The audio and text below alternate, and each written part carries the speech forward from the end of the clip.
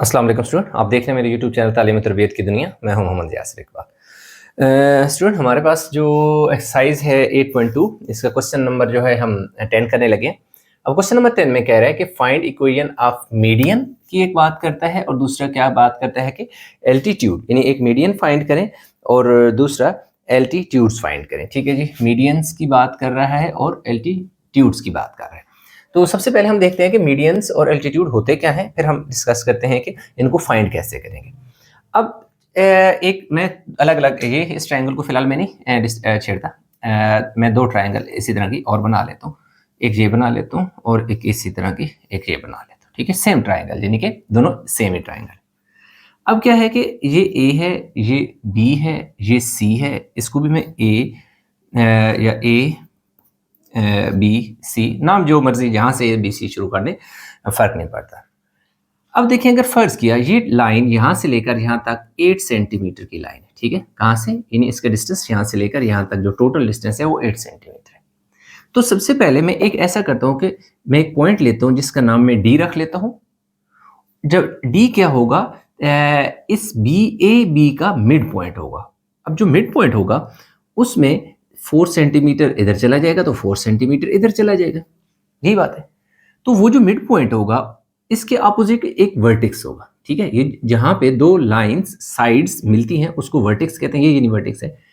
इसके इससे आप लाइन ड्रा करेंगे और इसको ज्वाइन कर देंगे किसके साथ, उस मिड पॉइंट के साथ। तो ये आपका बन गया मीडियन, यानी कि जो सी डी है वो क्या है, आपके पास मीडियन है। इसका भी चलिए यहाँ नाम फिलहाल हम इसे ऐसे रख लेते हैं, ए बी, इसको बी कह देते हैं और इसको सी कह देते हैं, इसलिए ताकि वो सेम बात हो कि भाई ए डी था और उसके ऊपर सी डी एक मीडियन बना। अब दूसरी बात है एल्टीट्यूड की। अब एल्टीट्यूड में ऐसा नहीं होता।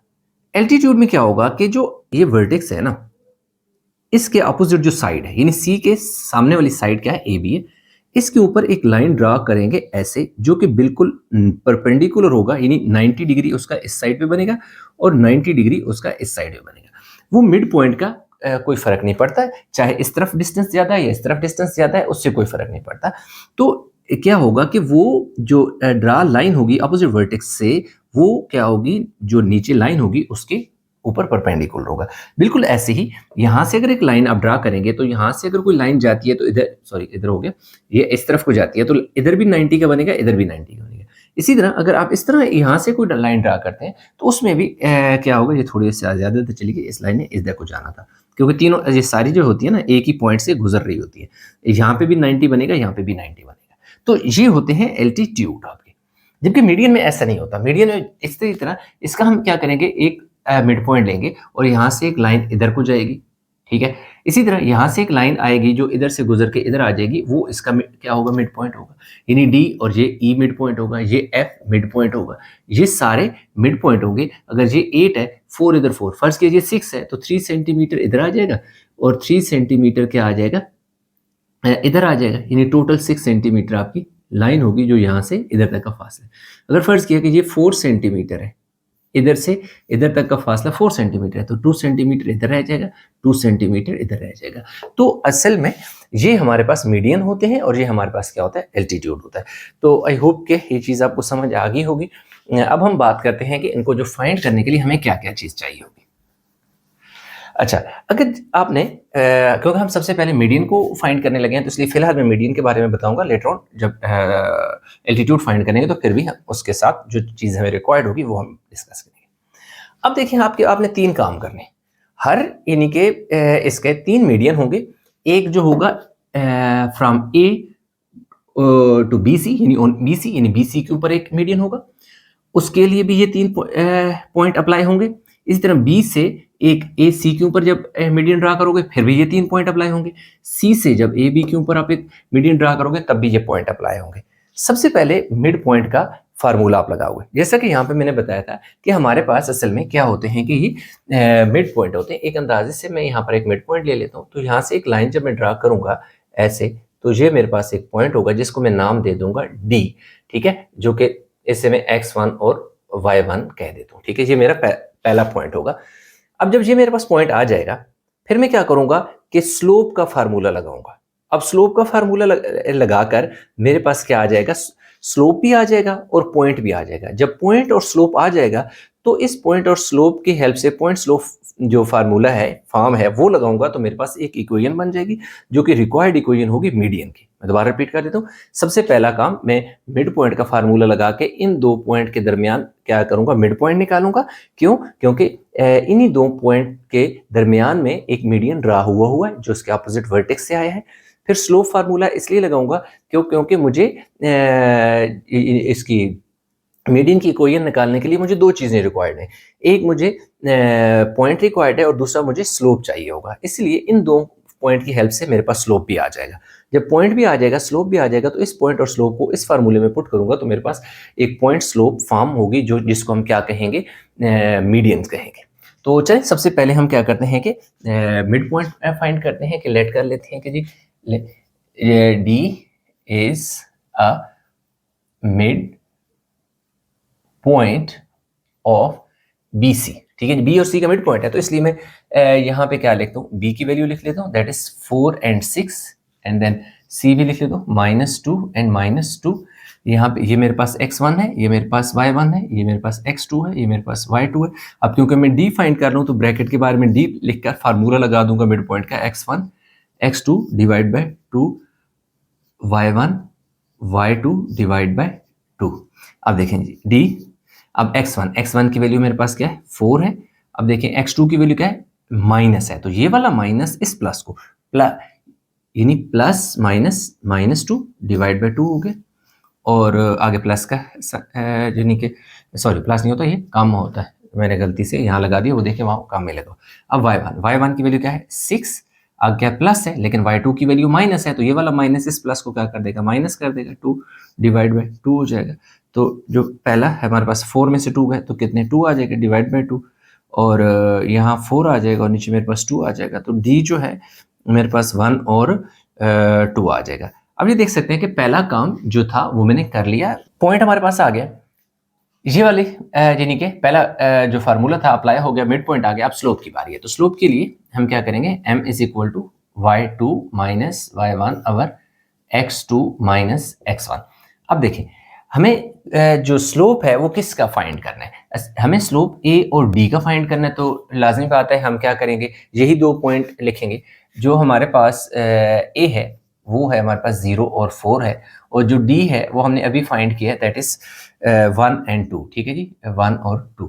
ये हमारे पास ये x1 हो गया, ये y1 हो गया, ये x2 हो गया और ये y2 हो गया। वैल्यू पुट कर देंगे, m is equal to y2 हमारे पास क्या है जी, 2 माइनस क्या है, y1 हमारे पास क्या है, 4 है, डिवाइड बाय x2 हमारे पास क्या है, 1 है, और x1 क्या है, 0 है।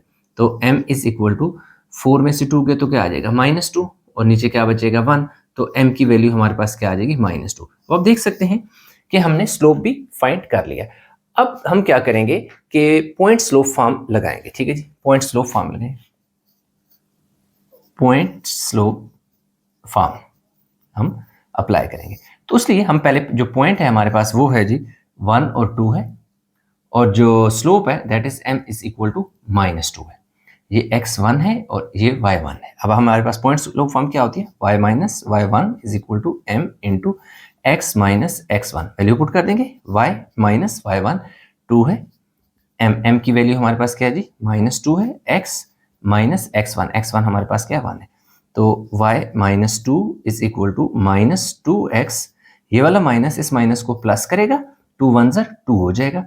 अब क्या करें, इनको इधर ले आओ, ये जो 2x है इधर आके क्या हो जाएगा, प्लस का 2x हो जाएगा। ठीक है, और ये पहले से इधर है तो ये तो प्लस ही रहेगा, ये -2 है, और ये वाला 2 जो है वो भी इधर आ जाएगा, ये भी -2 है, दूसरी तरफ 0 हो जाएगा।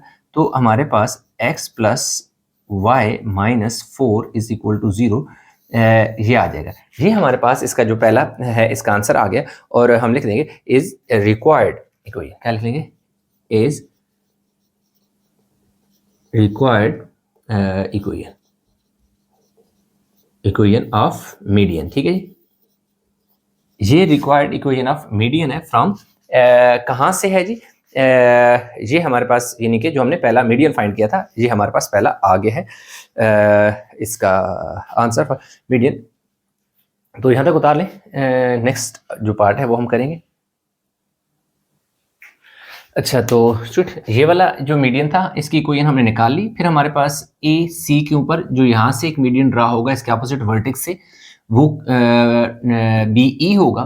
तो ई क्योंकि एक मिड पॉइंट है, इसलिए हमने सबसे पहले जो काम हमने पहले किया था बिल्कुल सेम काम यहाँ पे हमने यही 3 पॉइंट अप्लाई करने थे, तो मैंने पहले से सॉल्व कर दिया ताकि कम टाइम में क्वेश्चन कंप्लीट हो जाए। अब देखिए, सबसे पहले हमने ये क्योंकि ए और सी का मिड पॉइंट था, तो इसलिए हमने लेट किया कि भाई ये मिड पॉइंट है ए सी का। ई हमने ए लिखा और सी लिखा और इस पर मिड पॉइंट फार्मूला अप्लाई किया, इसमें वैल्यू पुट की, तो हमारे पास क्या आ गया, एक नया पॉइंट आ गया। ये देख सकते हैं x1 और प्लस, ये देखिए इसका माइनस है, minus plus minus x2 divide by 2। अब आगे थे y1 की वैल्यू क्या है 4 है और y2 की वैल्यू क्या है -2 है। तो ये वाला माइनस और प्लस माइनस हो जाएगा, तो 0 - 2 -2 होगा, 4 में से 2 का 2 बचेगा, 2 1 ज़ा 2 -1 आएगा, 1 2 1 ज़ा 2 1 आ जाएगा।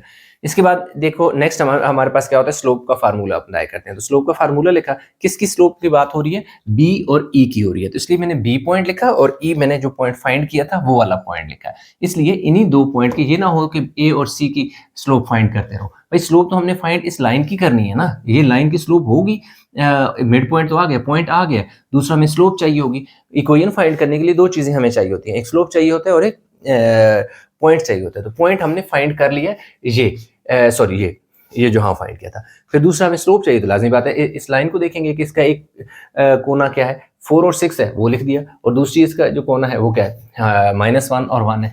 देखो y2 आपके पास 1 है, आगे माइनस इस तरह क्या है फार्मूले में y1, देखें y1, तो y1 हमारे पास क्या है 6 है, आगे क्या है x2 की वैल्यू क्या है -1, आगे ये वाला माइनस, आगे क्या है x1 की वैल्यू 4 है, 5 में से 4 गया, 6 में से 1 गया, -5 -4 -1 -5 हो जाएगा।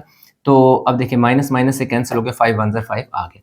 अब हमारे पास देख सकते हैं कि स्लोप भी आ गया, लिख दिया, और पॉइंट भी आ गया। पॉइंट और स्लोप को पॉइंट स्लोप फॉर्म में पुट किया, तो हमारे पास क्या हो गया, एक रिक्वायर्ड मीडियन इक्वेशन आ गई, मीडियन बी ई की। यानी ये जो बी ई है इसकी जो इक्वेशन है मीडियन की वो ये है y - y1, यानी कि ये देखिए 1 आ गया, इक्वल इस तरह m की वैल्यू देखो 1 है, x इस तरह x1 की वैल्यू -1 है, तो ये वाला माइनस प्लस हो जाएगा, 1 जब इनसे मल्टीप्लाई होगा तो x + 1 ही हो जाएगा।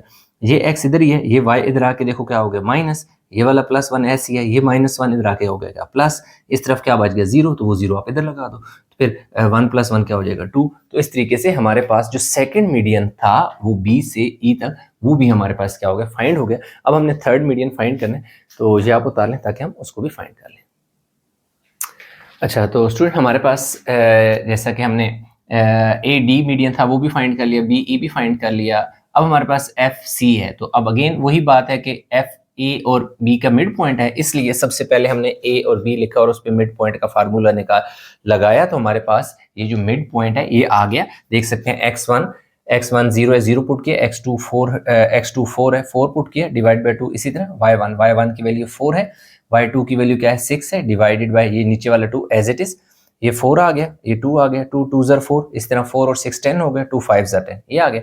तो पहला जो पॉइंट हम लगाते हैं कि आपको बताया था कि 3 काम करोगे तो आपके पास मीडियन फाइंड हो जाएगा। तो पहला जो पॉइंट मिड पॉइंट फार्मूला था उसकी हेल्प से हमने पॉइंट निकाल लिया। तो अगेन इक्वेशन के लिए हमें क्या चाहिए, स्लोप भी चाहिए, तो हमने स्लोप का फार्मूला लिख दिया। अब स्लोप किस किस का चाहिए, यानी कि इस एफ और सी का स्लोप है ना, तो इसलिए मैंने पॉइंट एफ लिखा जो कि मैंने अभी फाइंड किया था, वो वाला एफ लिख दिया, और दूसरी साइड क्या है सी है तो वो भी लिख दी। तो इसलिए जिस लाइन का स्लोप फाइंड किया जा रहा हो उसी के दोनों पॉइंट लेने। तो अब हमने m = y2 -2 है, आगे क्या है y1 हमारे पास 5 है। अब देख सकते हैं x2 हमारे पास क्या है जी -2 है, आगे x1 हमारे पास 2 है, तो -2 -5 -7 -2 -2 -4 माइनस से कैंसिल हो जाएगा ऐसे, तो पीछे क्या बचेगा 7/4 हमारे पास स्लोप। अब हमारे पास देखिए पॉइंट भी आ गया और स्लोप भी आ गया, इसलिए पॉइंट और स्लोप का हमने फार्मूला लगा दिया। ये देखें y इसी तरह y1 की वैल्यू क्या है 5 है, इक्वल इसी तरह m की वैल्यू 7/4 है, वो पुट कर दी, x इसी तरह x1 की वैल्यू 2 है। अब ये जो 4 है जो इसके नीचे क्या हो रहा था, डिवाइड हो रहा था, ये वाली वैल्यू इस तरफ आके क्या होगी y -5 से मल्टीप्लाई हो गया, और ये 7 और x -2 इसी तरह 4y से मल्टीप्लाई हो गया, 4y 4 5 से मल्टीप्लाई हो गया 20, 7x से मल्टीप्लाई होगा 7x, 7 2 से मल्टीप्लाई होगा 14, ये 7x इसी तरह, ये जो 4y है, इधर आके देखिए माइनस हो गया, आगे ये -14, इसी तरह ये जो -20 है जब इक्वल के इस तरफ आएगा तो प्लस हो जाएगा, इस तो इक्वल के दूसरी तरफ क्या बचता है, 0 बचता है, लिहाजा आप इधर 0 लगा दें। ये 7x इस तरह, 4y इसी तरह, 20 में से 14 गया 6, 20 इज ग्रेटर देन 14, इसलिए बड़े नंबर का साइन लगता है, 6 लगा दें, 0 is required equation of median that is FC। तो यूं हमारे पास जो इसका फर्स्ट पार्ट यानी कि था दैट इज मीडियन, उसको हमने फाइंड कर लिया। अभी हम चलेंगे मीडियन की तरफ, एल्टीट्यूड की तरफ, तो वीडियो को पास करके जो ताले। अच्छा, तो स्टूडेंट हमारे पास जो मीडियन थे वो तो हो चुके हैं फाइंड। अब हमारे पास क्या है, एल्टीट्यूड्स। एल्टीट्यूड्स जैसा कि मैंने आपको स्टार्ट में बताया था कि मीडियन ये होता है कि अपोजिट वर्टेक्स से एक लाइन आती है जो वर्टेक्स के अपोजिट लाइन होती है, उस पर बिल्कुल मिड पॉइंट पर जाकर ज्वाइन करती है। यानी यहाँ से एक लाइन आई थी, यहाँ पर आके यानी कि इसका जो मिड पॉइंट था उसको ज्वाइन किया था। लेकिन जो एल्टीट्यूड होता है उसमें ऐसा नहीं होता। उसमें क्या होता है कि एक अपोजिट वर्टेक्स से एक लाइन ड्रा होती है, वो क्या होती है कि जो वर्टेक्स से लाइन आ रही है उसके अपोजिट जो लाइन है, जैसे कि वर्टेक्स ए से एक लाइन आ रही है और BC उसके अपोजिट लाइन है, उसके ऊपर एक परपेंडिकुलर ड्रा किया जाएगा, यानी कि वो उसका यहाँ पे 90 का एंगल बनेगा, इधर या इधर दोनों साइड में 90 का एंगल बनता है। तो अब हमारे पास क्या है कि ये जो AD है, ये इनफैक्ट ये एक लाइन BC है, सही है, उसके ऊपर जो AD है वो क्या है, परपेंडिकुलर है। यानी AD क्या है, AD क्या है, परपेंडिकुलर है किसके ऊपर, BC के ऊपर परपेंडिकुलर है। तो इसमें इधर जितना मर्जी डिस्टेंस बचे, इधर जितना मर्जी बचे, या लेंथ उधर जितनी बचे इधर बचे, उससे कोई फर्क नहीं पड़ता। जबकि मीडियन में ये था कि यहाँ से जो लाइन आती थी वो यहाँ पर बिल्कुल B और C को उसने 2 बराबर हिस्सों में कट किया था।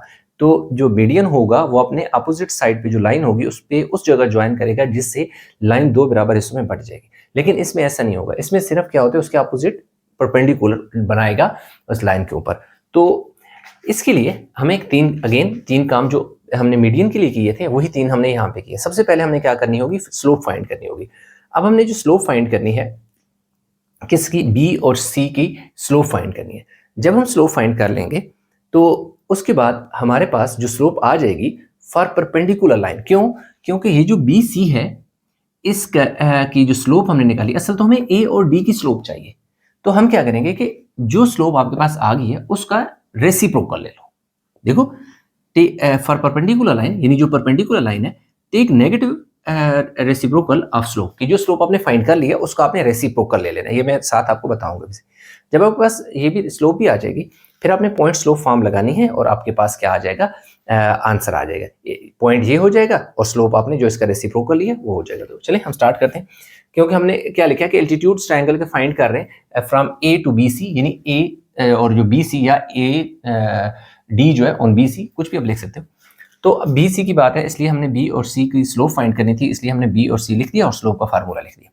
अब देखिए हमारे पास, मैं M1 लिख दूंगा इधर, M1 is equal to y2, y2 क्या है, -2 है, माइनस y1 मेरे पास क्या है, 6 है, डिवाइड बाय x2 मेरे पास -2 है, आगे साइन माइनस का है, और ये क्या है, 4 है। तो M1 is equal to minus कितना हो जाएगा, 4 और 2 कितना हो जाएगा, 8 हो जाएगा, और नीचे क्या आ जाएगा, 6 हो जाएगा। तो M1 जो है वो मेरे पास, एक सेकंड हम चेक कर लें, वैल्यू हमने सही लिखी है, -2 एंड -6 -8 एंड -2 एंड -4, ठीक है। तो ये देखिए माइनस माइनस से कैंसिल हो जाएगा, ये 4 आ जाएगा और ये 3 आ जाएगा, यानी M1 हमारे पास क्या हो गया, 4/3 फॉर परपेंडिकुलर, यानी कि लाइन स्लो फॉर, आप लिख सकते हो पर CULAR परपेंडिकुलर लाइन क्या हो जाएगा, स्लोप ऐसे slope is equal to -1/M1 हो जाएगा। तो जो आपने फाइंड किया है उसका रेसिप्रोकल आना है ना, तो अब आपके पास कुछ इस शक्ल में हो जाएगा। तो स्लोप आपके पास आ जाएगा इज इक्वल टू -1/, ये क्या है, 4/3, आपने इधर लिख देना है 4/3। तो लाज़मी बात है, ये जब 1 के साथ जाके डिवाइड होगा तो उल्टा हो जाएगा, 4/3 3/4 में चेंज हो जाएगा, ये ऊपर जाकर यानी 3 1 से मल्टीप्लाई होगा, तो -3/4 हमारे पास स्लोप आ जाएगा। ये देख सकते हैं हमारे पास जो स्लोप है वो भी आ गया। जब हमारे पास स्लोप आ गया है तो अब हमने क्या करना है कि पॉइंट लेने, पॉइंट स्लोप फॉर्म लगानी है। क्या लगानी है जी, पॉइंट SLOP स्लोप फॉर्म है। अब एक चीज़ देखें कि ये जो मैंने क्या कहा था, for perpendicular line take negative reciprocal of a slope, कि जो स्लोप है उसका रेसिप्रोकल लेना है लेकिन नेगेटिव होगा, यानी m है तो m का रेसिप्रोकल क्या होगा, m1 का रेसिप्रोकल क्या होगा 1/m, लेकिन साथ नेगेटिव साइन लगाना है, ये जो पॉइंट मैंने यहाँ पर बताया था। तो उसके बाद देखो रेसिप्रोकल हो गया ना, यानी 4/3 है तो 4/3 का क्या हो गया 3/4 हो गया, रेसिप्रोकल हो गया, उसकी वैल्यू उलट होगी। और साथ क्या है कि ये पॉजिटिव है तो ये नेगेटिव होगी, अगर ये नेगेटिव होती तो यहाँ आंसर में पॉजिटिव आ जाता। अब क्योंकि पॉइंट है तो पॉइंट आपको लिखना पड़ेगा। अब देखो पॉइंट में, चले इसके सामने लिख देता हूँ। पॉइंट हमारे पास क्या है जी, 0 और 4 है, और जबकि m आपके पास क्या है -3/4 है। ये देखिए पॉइंट, क्योंकि इस पॉइंट की बात हो रही है, ये पॉइंट और इसका जो स्लोप है वो y minus y1 is equal to m into x minus x1। ये थर्ड पॉइंट अब हम अप्लाई कर रहे हैं। y माइनस, ये देखें x1 y1 क्या है जी 4 है, और चलिए थोड़ा नीट करके लिख लेते हैं। m हमारे पास क्या है जी -3/4, x माइनस x1 क्या है जी 0 है। इस 4 को इधर आके मल्टीप्लाई करें तो क्या हो जाएगा 4 इंटू वाई माइनस 4 हो जाएगा, और यहाँ आ जाएगा जी -3 इंटू x माइनस 0 x ही होगा, तो ये आ जाएगा जी 4y minus 16 is equal to -3x। इस 3x को इस तरफ ले आओ, इधर आके ये प्लस हो जाएगा, ये ऑलरेडी इधर है तो इसका तो साइन प्लस ही है 4y, और -16 इज इक्वल टू 0। ये हमारे पास जो फर्स्ट है 3x plus 4y is equal to -16 is equal to 0 is required equation of altitude, is required equation of altitude. ठीक है, is required equation of altitude आ गया। ठीक है, ये हो गया जी कंप्लीट। अब हम इसका सेकंड एल्टीट्यूड हम फाइंड करेंगे। अच्छा, तो स्टूडेंट अब हमारे पास जो एल्टीट्यूड है ना वो बी से ड्रा होना है। ए से डी जो था वो हमने फाइंड कर लिया, अब ए बी ई जो एल्टीट्यूड है उसकी इक्वेशन फाइंड करनी है। तो अब बी ई जो है इन दो पॉइंट के दरमियान में है, ए और सी के दरमियान में है, तो देखें ए और सी लिख लिया, और इसका स्लोप का फार्मूला लगा दिया, y2 minus y1 x2 minus x1, इसकी वैल्यू पुट कर दी, y2 की वैल्यू -2 है, y1 की वैल्यू 4 है, और नीचे x2 की वैल्यू -2 है, और x1 की वैल्यू क्या है 0 है, -2 -4 -6, नीचे -2। ये देख सकते हैं कि ये वाला माइनस इस माइनस से कैंसिल हो जाएगा, और 2 3 6 3 आ गया।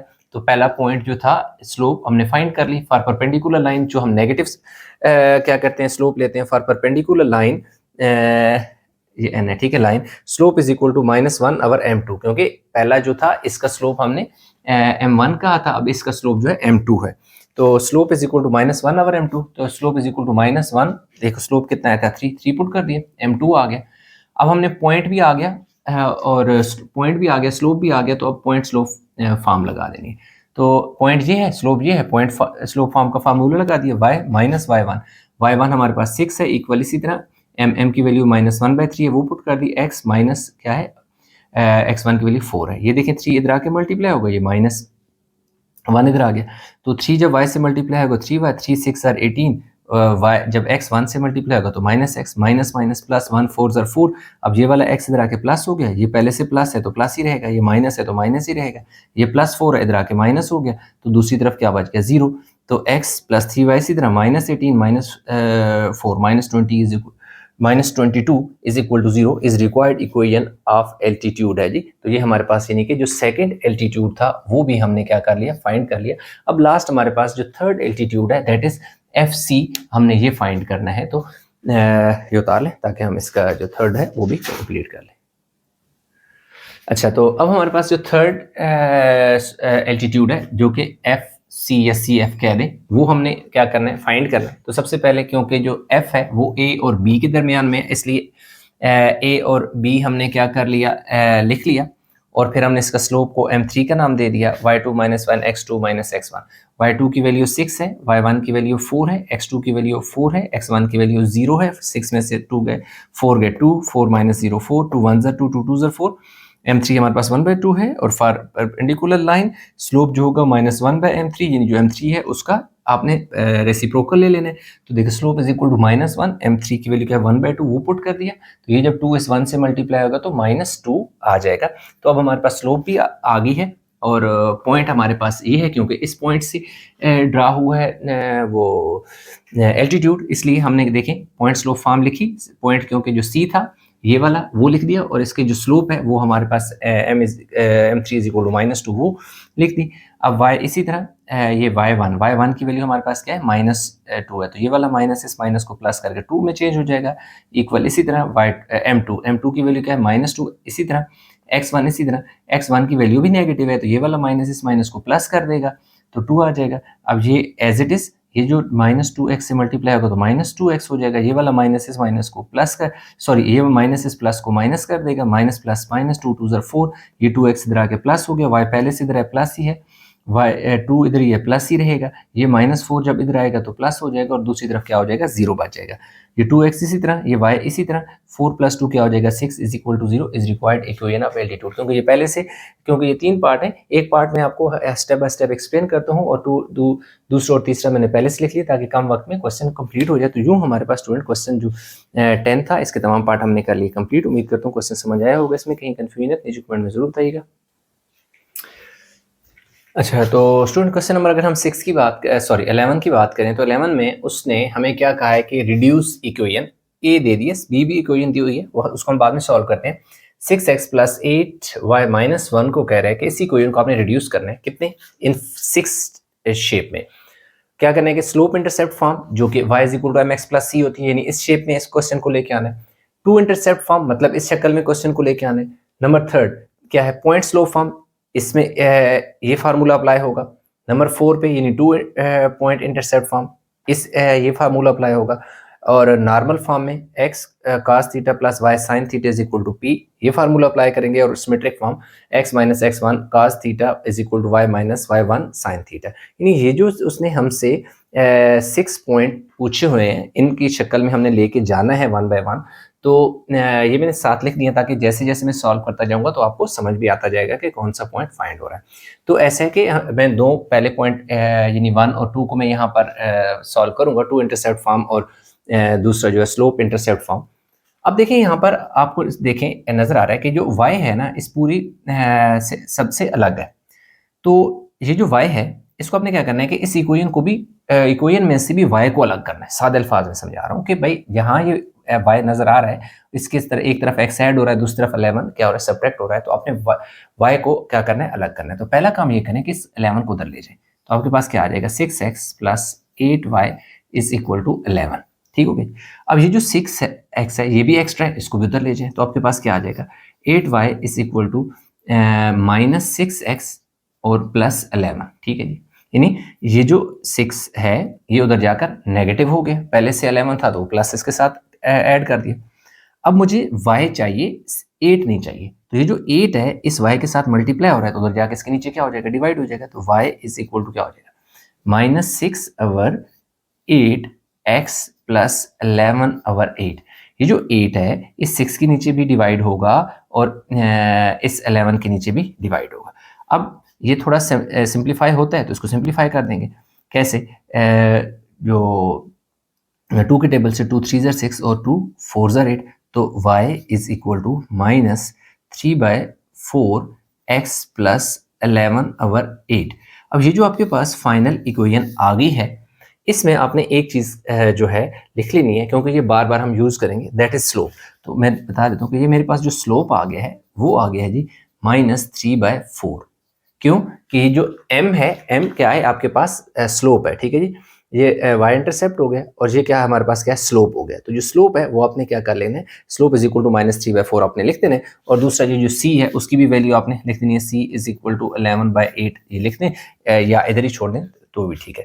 ये जो स्लोप है इसको मैं कहीं एक साइड पे लिख देता हूँ, क्या करता हूँ, इधर लिख लेता हूँ जी, स्लोप = -3/4। अब याद रखिएगा कि ये जो स्लोप है इसको हम बार बार आगे यूज़ करेंगे, बहुत जगह हमारे पास स्लोप यूज़ होगा और यही वैल्यू -3/4 यूज़ होगी, इसलिए आपने इस स्लोप को यहाँ पर याद रखना है। अब हमारे पास आ गया जी, ये चीज़ आ गई है। अब इस इक्वेशन को मैं दोबारा लिखता हूँ, 6x + 8y - 11 = 0 है। अब क्या करना है कि इक्वल के उस तरफ मेरे पास 0 है, जबकि मेरे पास इस तरफ क्या होना चाहिए, 1। अब देख सकते हैं कि x और y है, इसके साथ कोई कांस्टेंट नंबर नहीं है, तो आपने क्या करना है कि इस कांस्टेंट नंबर को उधर ले जाना है। तो आपके पास 6x + 8y = 11। अब देखें आपको क्या करना है कि इक्वल के इस तरफ 11 नहीं चाहिए, 1 चाहिए। तो हमने 1 बनाना है, तो आप क्या करें कि इसको डिवाइड कर दें दोनों तरफ किससे 11 से। तो क्या हो जाएगा 6x over 11 plus 8y over 11 is equal to 11 over 11। क्या हुआ by dividing 11 on both side. ठीक है, हमने क्या किया दोनों तरफ 11 को डिवाइड कर, यानी इक्वल के उधर भी 11 डिवाइड हुआ, इक्वल के इधर भी 11 डिवाइड। तो क्या आ गया 6x over 11 plus 8y over 11 is equal to 1।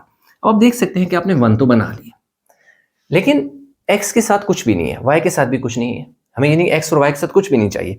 ये 6 और 8 क्या है एक्स्ट्रा है, हमें नहीं चाहिए, इसको खत्म करना है। तो ये एक ही तरह खत्म हो सकता है कि ये जो 6 है इसके नीचे अगर मैं क्या कर दूं 6 डिवाइड कर दूं और 11 के नीचे भी क्या कर दूं 6 डिवाइड कर दूं। इसी तरह ये जो 8 है 8y है ना, इसके नीचे भी मैं 8 डिवाइड कर दूं, थोड़ा सा ऊपर करके ऐसे लिख लेते हैं 8y, इसके नीचे भी 8 डिवाइड कर दूं और 11 ओवर इसके नीचे भी डिवाइड कर दूं। ठीक है, इक्वल को उधर नहीं डिवाइड करना, क्योंकि एक ऐसा ऑपरेशन करना होता है जिसको रिवर्स करें तो वही चीज बने। ये देखिए ये भी डिनोमिनेटर ये भी डिनोमिनेटर, 6 से काट के 6 और 11 आ जाएगा। ये देखें 8 से काट के 8 और 11 दोबारा ऊपर आ जाएगा। अगर मैं इसके नीचे भी 8 या 6 लिख दूं तो वो तो रिवर्स होकर ये चीज नहीं बनेगी। तो इसलिए सिर्फ इनके नीचे डिवाइड हुआ, उससे क्या हुआ 6 से कट गया तो सिर्फ क्या बचा x बच गया, और नीचे क्या आ गया जी 11 डिवाइडेड बाई 6 प्लस 8 से कट गया y आ गया डिवाइड बाई 11 ओवर 8 आ गया, ये 11 है। ठीक है जी, ठीक है 11 बाई 8। ये डिवाइड का साइन थोड़ा सा मैंने ऐसे तिरछा करके लिख दिया, आप दूसरी तरफ भी लिख सकते हैं, ऐसे भी लिख सकते हैं 11 ओवर 6 ऐसे लिख लें, और 11 ओवर 8 इज इक्वल टू 1। तो ये हमारे पास दो जो है फाइनल इसकी जो शेप है ये आ गई है इनके टू इंटरसेप्ट फॉर्म और क्या है जी स्लोप इंटरसेप्ट फॉर्म, दोनों को सॉल्व कर लिया। ये वीडियो को उतार लें ताकि जो नेक्स्ट पॉइंट है उनकी तरफ मूव करें। अच्छा, तो स्टूडेंट हमारे पास जो नंबर 3 आ गया पॉइंट स्लोप फॉर्म। तो स्लोप तो मैंने क्या कहा था कि हमने पहले फाइंड कर लिया, ये बाद में हमारी यूज होनी है, इसलिए ये आपने साइड पे मैंने ऐसे लिख ली थी।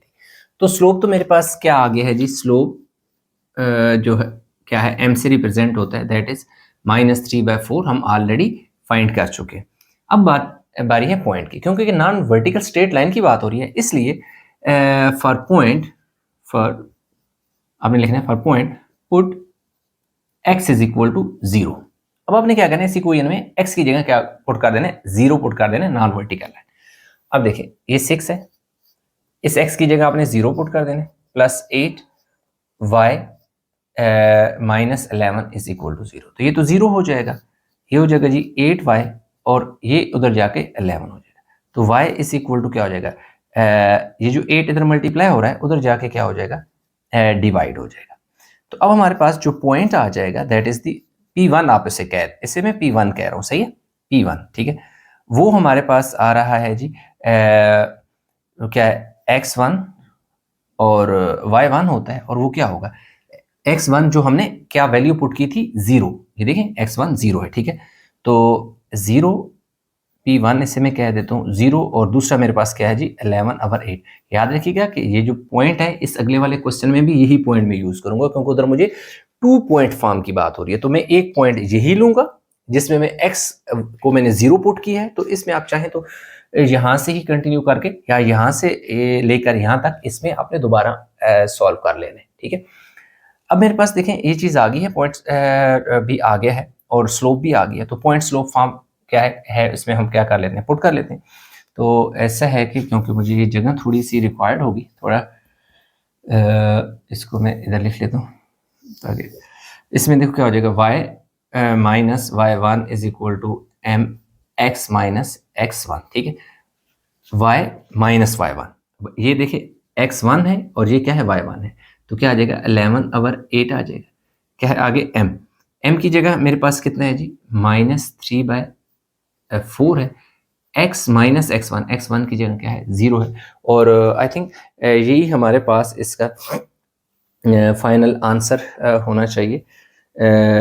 यस अच्छा जी, यहाँ पर ही हम सॉल्व कर लेते हैं, एक स्टेप है तो ये यहाँ पर वैल्यू पुट कर सकते हैं, या बेशक यहाँ तक मैं लिख लेता हूँ जी y minus y1 is equal to m into x minus x1, तो y minus 11/8 is equal to -3/4 x minus 0, ये हमारे पास क्या आ जाएगी रिक्वायर्ड, ये कोई ना आ जाएगी। तो इसको हम ऐसे ही रेस कर देते हैं, क्योंकि ताकि यहाँ पर ये सारा हम फाइंड कर लें। सही है। अब हमारे पास 2 पॉइंट स्लोप आ गए।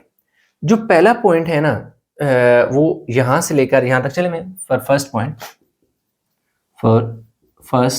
पहला पॉइंट भी तो आपने फाइंड करना है। Put x is equal to 0, किसी इक्वेशन में इसी में पुट करना है। 6 into 0 plus 8y minus 11 is equal to 0, ये हो जाएगा जी 8y, ये उधर जाके क्या हो गया प्लस हो गया, तो y इज इक्वल टू 11/8 आ गया। तो जो पहला पॉइंट है, पॉइंट जो आ गया P1 जो कि x1 y1 है, वो हमारे पास आ गया जी 0 और 11/8, ठीक है जी, ये x1 है और ये y1 है। फॉर सेकंड पॉइंट, यानी जो सेकंड पॉइंट है उसके लिए पुट, अब आपने y को 0 पुट करना है, y को 0 पुट करना। अब आपके पास यही इक्वेशन है, ये देखिए क्या है जी 6x प्लस 8 आ गया y की जगह 0 पुट करो, ये जो -11 है ना, ये उधर जाके क्या हो जाएगा +11 हो जाएगा, ठीक है। तो ये क्या आ जाएगा जी 6x plus 0 is equal to 11, तो ये x हो जाएगा जी x, ये 6 इधर क्योंकि मल्टीप्लाई हो रहा है तो उधर जाके क्या हो गया डिवाइड हो गया।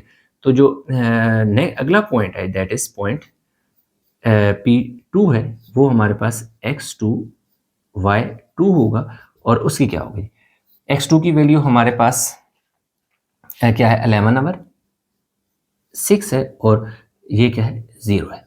अब क्योंकि इन दोनों की कोई वैल्यू हमारे पास आ चुकी है, तो अब हमने सिंपल इसमें क्या कर देनी है पुट कर देनी है। अब हमारे पास क्या हो जाएगा जी y minus y1/x2 minus y2 minus y1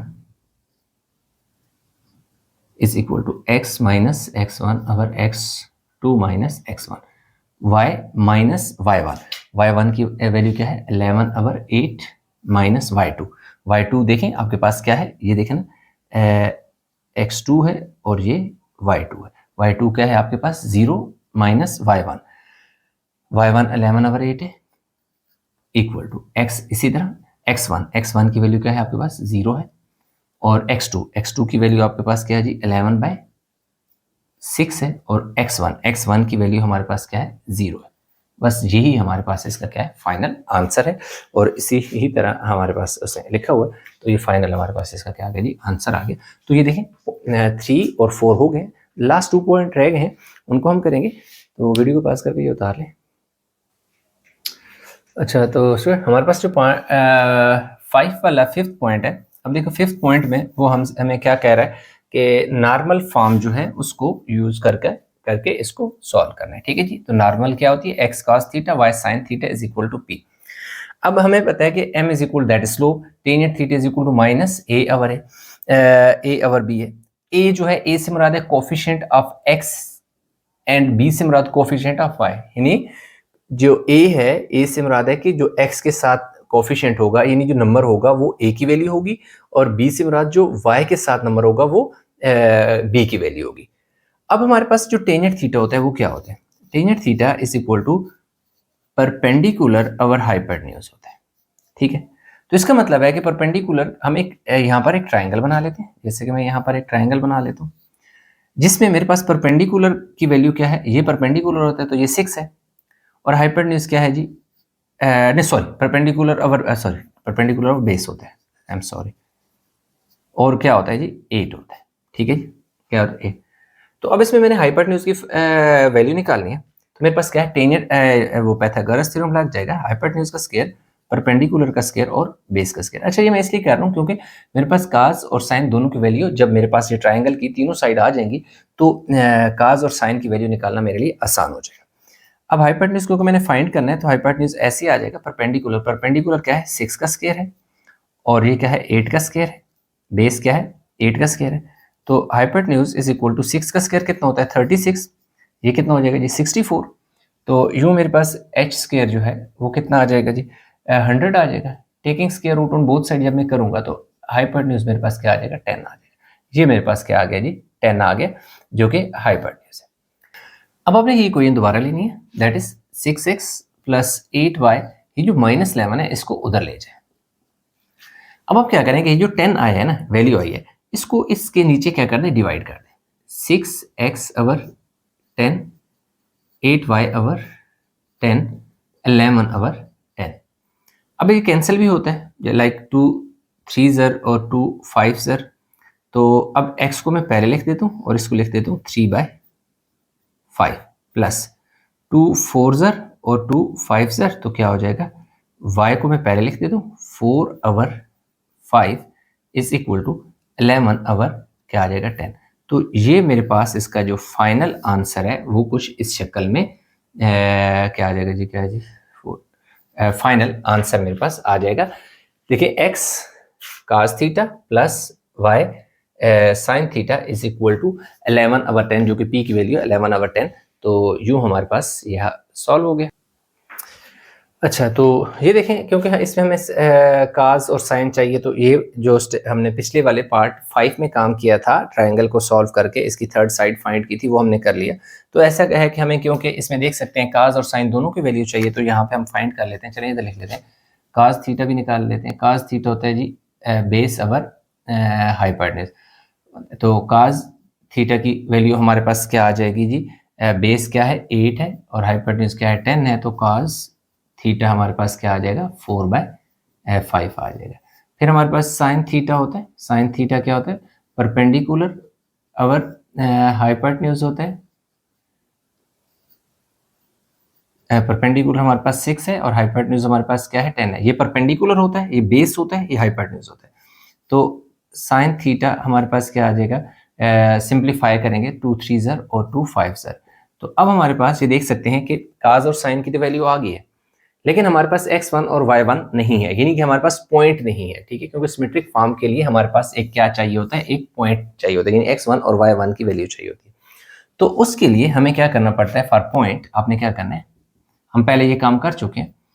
for point put आपने क्या कर देना है, x इज इक्वल टू 0 कर देना है।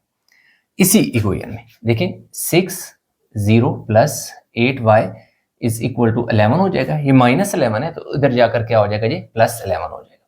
ये 0 हो गया, plus 8y is equal to 11, तो 8y ये क्या हो जाएगा, y इज इक्वल टू 11 अवर, ये 8 मल्टीप्लाई हो रहा है, उधर जाके डिवाइड हो जाएगा। तो जो पॉइंट हमारे पास आ गया है दैट इज x1 और y1, वो हमारे पास आ गया जी 0 और 11 अवर 8, जिसमें हमारे पास ये x1 है और ये y1 है।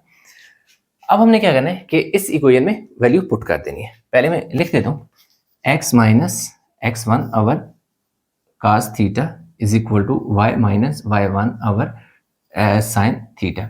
अब x माइनस x1 की जगह 0, cos थीटा की वैल्यू क्या है हमारे पास जी 4/5 है, ये लिख देता हूँ जी 4/5 is equal to y minus y1 हमारे पास क्या है जी 11/8 है, और साइन थीटा की वैल्यू क्या है 3/5, और यही हमारे पास इसकी फाइनल सिमेट्रिक फॉर्म है, इज रिक्वायर्ड सिमेट्रिक फॉर्म आप लिख सकते हो, इज रिक्वायर्ड सिमेट्रिक फॉर्म,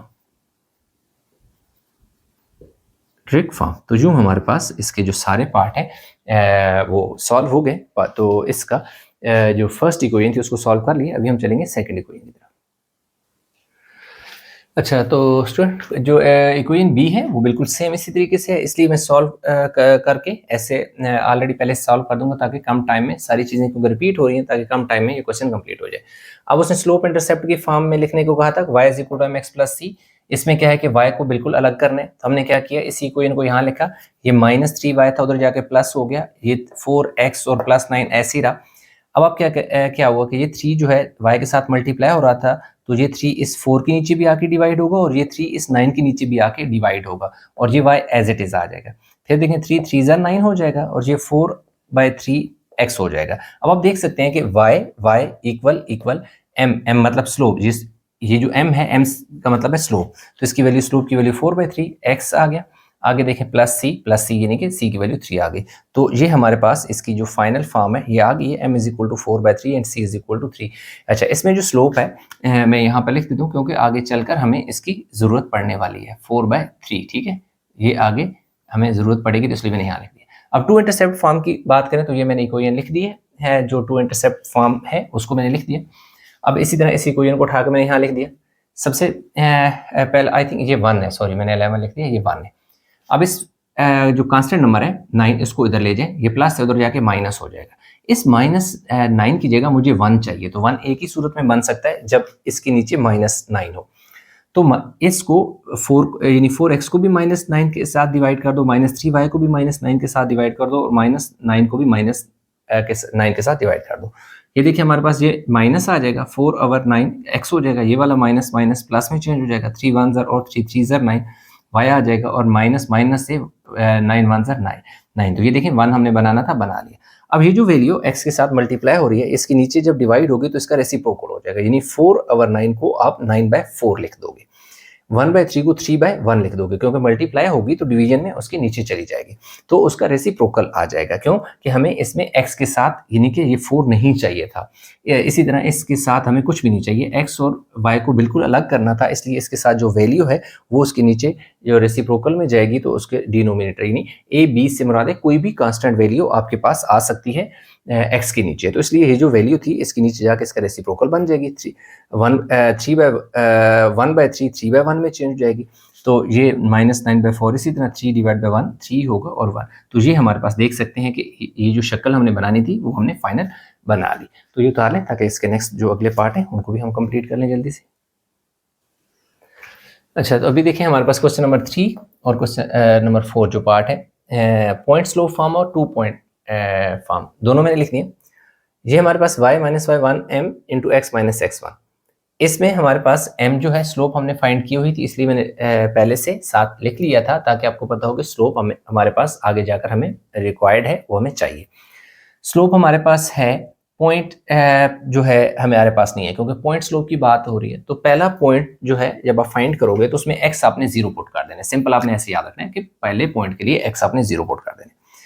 इसी क्वेश्चन में देखिए क्या है, 4 है, x की जगह आपने 0 पुट कर दिया, -3 + 9 ऐसे आ गया, -3y + 9 ऐसे आ गया।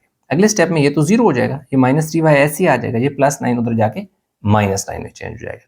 ये -3 इधर मल्टीप्लाई हो रहा है, तो इस साइड पे जाकर क्या हो गया, इसके नीचे डिवाइड हो गया। ये देखिए माइनस माइनस से कैंसिल, 3 1 ज़र और 3 3 ज़र 9, y की वैल्यू आपके पास क्या आ गई, 3 आ गई है, और 0 जो है आपने x की वैल्यू पुट की थी 0, y की वैल्यू आ गई 1, तो x1 y1 यानी फर्स्ट पॉइंट जो P1 है आपके पास वो कितना आ गया है, 0 और 3। अब आपके पास क्योंकि पॉइंट स्लोप की बात हो रही है तो पॉइंट भी आपके पास आ गया है और स्लोप भी आपके पास है। अब आप देखें y माइनस y1 की वैल्यू 3 है, वो पुट कर दी, इक्वल इसी तरह आगे m है, m की वैल्यू क्या है, दैट इज स्लोप, वो यहाँ पर भी मैंने कहीं लिखी हुई है, ये 4/3 आ गया, x इसी तरह x1 की वैल्यू देख क्या है 0 पुट कर दी। ये इसकी रिक्वायर्ड फॉर्म है जो कि फाइनल इसका आंसर है।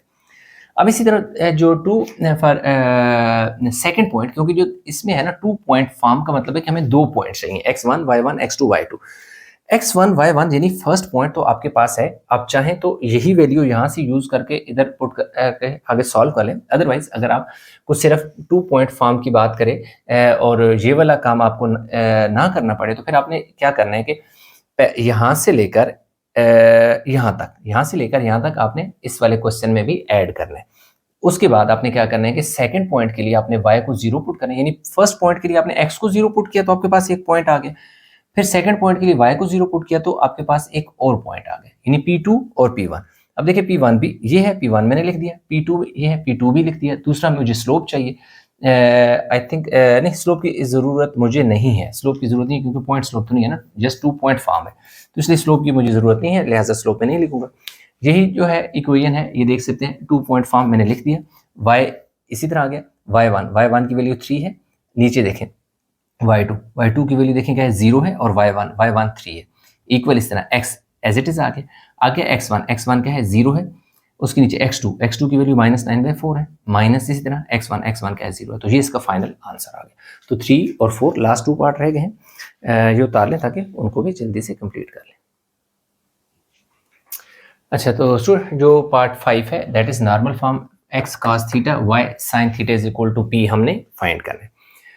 अब हमने क्या किया कि इस इक्वेशन को ले लिया। सबसे पहला काम हमने ये किया कि क्योंकि ये क्या एक्स और वाई की वैल्यू है और जो दूसरी वैल्यू है कांस्टेंट, यानी आप इसको जो समझ लें वो इक्वल के उस तरफ है, तो इसलिए जो 9 है वो आपने इस तरफ ले जाना है।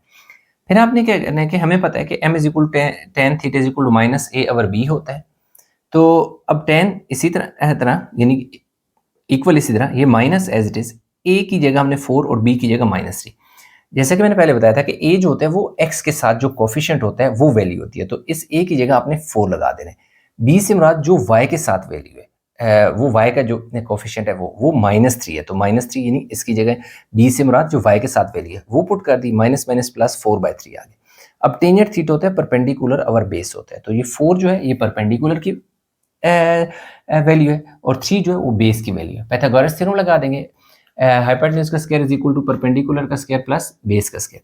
हाइपोटेन्यूज इस तरह परपेंडिकुलर 4 है, 4 का स्क्वायर, बेस जो है वो 3 है, 3 का स्क्वायर, 4 का स्क्वायर 16, 3 का स्क्वायर 9, 16 प्लस 9 25 होता है। Taking square root on both side करेंगे तो h की वैल्यू क्या आ जाएगी, 5 आ जाएगी। अब हमने क्या करना है, ये जो बेसिकली जो आपके पास 5 है ना, वो 5 एक मैग्नीट्यूड भी हम आप कह सकते हैं, क्योंकि मैग्नीट्यूड का जो फार्मूला होता है वो a square plus B square square root के अंदर इन्हीं के सॉल्व करते हैं, तो यही चीज़ आ जाती है। अब इस 5 से आपने क्या करना है, जो आपके पास 5 आया इस पूरी इक्वेशन को इस वाली इक्वेशन को क्या करना है, डिवाइड कर देना है।